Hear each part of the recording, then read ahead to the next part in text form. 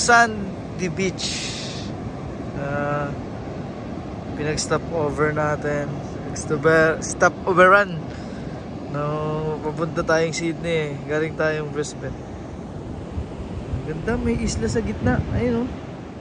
Ganda.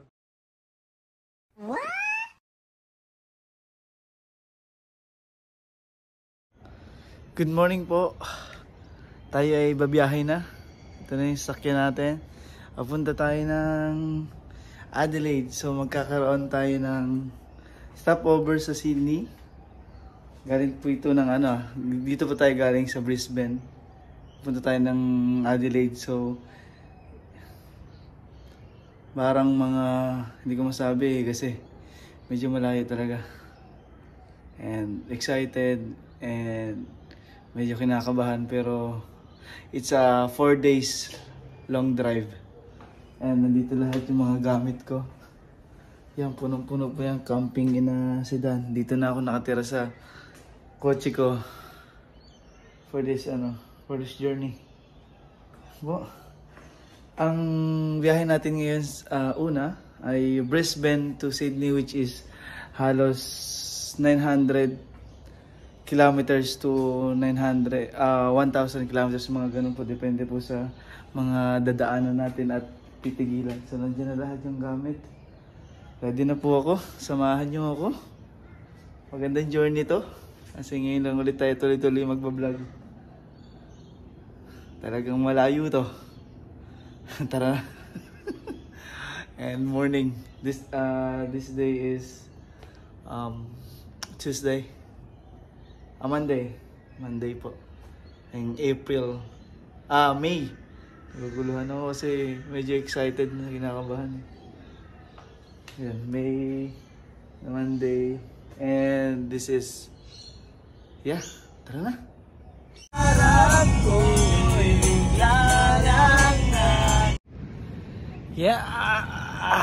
Medyo masarap mag-drive. After 5 hours of driving, nagpahinga tayo kasi baka bumigay yung sasakyan natin. Medyo luma na siya, 2000 model Honda Civic, 2008. Tambay muna tayo dito sa Sandy Beach. Isa itong dito, parang hindi ko alam kung ano lugar to. Basta 5 hours nagpahinga na tayo. So pakita ko sa inyo yung beach para doon tayo kakain. Alright, 5 hours kaya pa natin kasi itong sasakyan iisip natin Ito po yung Sandy Beach. Pinag-stop over natin. Stop overrun. No, papunta tayong Sydney. Galing tayong Brisbane. Ganda, may isla sa gitna. Ayun, oh. Ganda. May isla po sa gitna. Yan. Saan kaya pumunta? Dito muna tayo kakain. Ang ganda ng view. So makaparami ang kain natin ito. Ayos. Yan. Ito ko galing. Yan, paket to. Medyo basa dito, siguro umulan dito sa lugar na to. Yan. Kain po muna tayo. Ganda dito sa kanila. Di ba pagkatapos sa beach, pag akyat mo dito, meron silang mini zipline. Ayan, oh. Punta po yan doon. Galing yun doon na kamataas, tapos pababa silang ganyan. Ang ganda dito sa Australia. Sa to? Sandy Beach. Ayan, Sandy Beach Playground. Ganda, may mini zipline sila. Oh. Ang cute. Wala pang bayad to. Lahat yan free. May slides. May mga bouncy something. Ang dami nilang Ang ganda po dito, grabe. Pangarap ko lahat ng mga nadaanan ko kanina sobrang gaganda. Ang ganda na may mga tunnel, tas sa taas puro parang mga puno. Parang sa drawing ko lang nakikita. Ang dami ko nakikita mga ganda. Grabe po. Pangarap ko madala yung lahat ng family ko, madala dito. Pinsan, kapatid, nanay, tita, lahat, pamangkin. Ang ganda kasi dito sa Australia. Sana gagawin ko talaga. Madala silang lahat dito.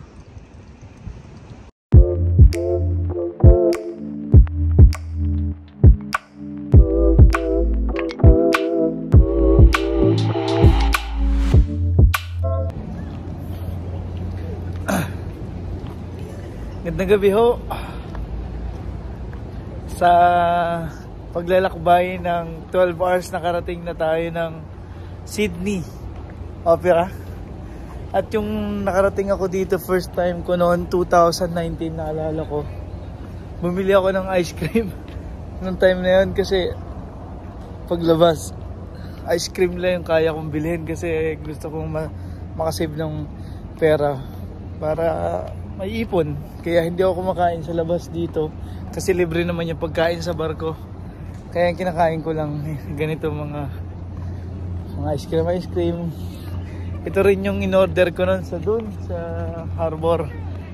Nung kami ay dumaong dito ang Queen Victoria. Tapos nagtambay kami dito gabi. Ito na yung Opera House. Naalala ko nun, sabi ko sana makabalik ako ng Australia nang hindi ganito nagmamadali. Kasi kung ikaw ay nagwo-work sa cruise ship, magmamadali kang makaikot kasi may limited lang yung oras ngayon. Kahit tumambay na ako ng matagal, wala akong iniisip na may trabaho akong hinahabol dahil overnight ako dito. Pero doon lang ako nagpark sa ilalim ng Opera House. Pinark ko yung sasakyan. Hindi ko rin nakalain na andito pa ako sa Australia tapos may sasakyan pa ako. Upo po tayo doon sa harap ng Opera House. Yan, Opera House. Ulit-ulit yun, Opera House. Doon tayo upo. Tapos kukwento ko sa inyo yung buhay ko dati. Way back 2019 nang una ako makatungtong dito sa Sydney, Australia. Sige, na-discuss. Mamaya na ako, ayunin ko muna to. Thank you. Ito na ulit yung Opera House na nakita ko nung 2019. Nang sinabi ko nga, unang makayapak ako dito sa Australia, sa Sydney. Grabe, ang daming kwento namin dito. Dito, nagtatambay kami dito, sumasayaw. Nagkukwentuhan. Nandyan yung cruise ship namin nakaparada, yung Queen Victoria. Tapos nangarap ako noon, naglalakad ako, bumili ako ng ice cream. Sana balang araw manirahan ako dito sa basang to kasi napakaganda. Sobrang busog ko. Marami po salamat sa blessings. Sana may share ko to ng live sa inyo. Ito parang makapunta rin kayo dito sa ganitong bansa kung saan nyo pangarap. Kasi nung una kong dating dito, yung klima niya same ng Pilipinas. Tapos masayahin yung mga tao. Dumating kasi kami dito parang Sunday yun eh. Ang daming mga tao dito, lahat ng Australia nagpi-picnic diyan sa labas diyan kasi bar po yan, no. Yan, bar yan. Andyan sila, tapos masaya. Sabi ko, parang Pilipinas kasi Sabado Linggo talagang walwalan tayo. Kaya yun po, nagpapasalamat ako sa lahat ng mga tulong po ninyo, sa mga panonood nyo sa akin. Kasi kahit pa paano nakaipon ako ng magagamit ko para sa aking pangarap. Si dati pong nangarap na makapunta rito. At naging dahilan at naging ano po kayo, isang rason kung bakit ako nakaipon ng kailangan ko para po pumunta dito sa Australia. Pero nung nag-COVID, parang wala na akong pag-asa pumunta dito. Pero ito, masarap po mag-share ng mga ganitong pakiramdam dahil iba eh. Kaya yung advice ko po sa lahat, lagi ko naman itong paulit-ulit na lang, pero hindi ako magsasamang sabihin kasi ito yung nagamit ko para mabot ko yung itong buhay na pangarap na gusto ko at sobrang pinagdarasal ko. Ito na yon. Andito ako. Nakaupo, walang iniisip na trabaho bukas, magmamadali kang umikot dito sa Australia. Hindi. Kasi dito na ako naninirahan at sa awa ng Diyos, blessings po. May trabaho na maayos at may bonus po, may sasakyan nga akong ginagamit. na dito nakapark sa ilalim ng Opera House. Kaya sa lahat po na nangangarap, gawin niyo po agad. Huwag kayong mag-iisip na what if. Mag-iisip pa kayo na, ay, paano kung ganyan? Paano kung sumablay? Huwag isipin yun kasi yung mga negative na yun, nakahatakin ka ng bababang. Isipin mo yung positive. What if makapunta na ako doon? Matutulungan ko yung pamilya ko, matutulungan ko yung sarili ko, at makukuha ko yung buhay na gusto ko para sa sarili ko at para sa magiging pamilya ko. Kaya yung buhay tuloy-tuloy lang.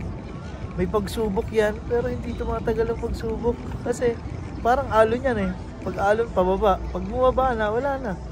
May laalon ulit, problema ulit, pero pababa ulit. Ibig sabihin, mawawala ulit yung problema. Kaya hindi tumatagal yan. Huwag kayong sumuko kasi ang pangarap natin, napakataas yan, di ba? Parang ang hirap, pero pag nandun ka na sa pangarap, iba yung pakiramdam at iba yung natutulong mo sa pamilya mo. Kapag nandun ka na sa pangarap mo, nabibigay mo sa lahat yung mga gusto mong ibigay sa family mo. Kaya sana sa lahat po nangangarap, tuloy-tuloy lang. Dahil lahat ay may pagsubok, pero laban lang. Kasi ang mundo ay bulog, hindi ka lagi nasa baba, papunta ka sa taas. Kaya mag-iingat naman pag ikay pumunta sa baba. Kaya kailangan nasa taas ka pa lang, mag-invest ng todo. At pag ikay nasa baba na, meron ka na investment na passive income.